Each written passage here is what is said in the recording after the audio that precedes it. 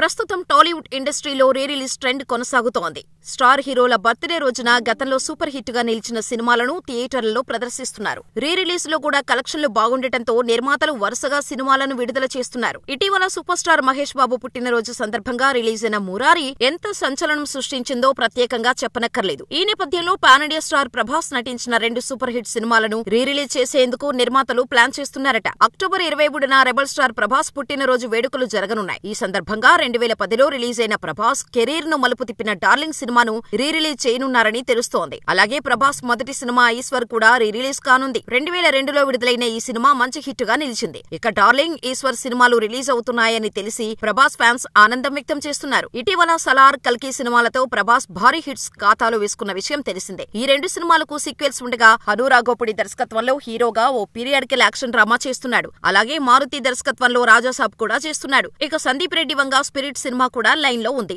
మొత్తంగా ప్రస్తుతం ప్రభాస్ వరుస షూటింగులతో ఫుల్ బిజీగా ఉన్నాడు.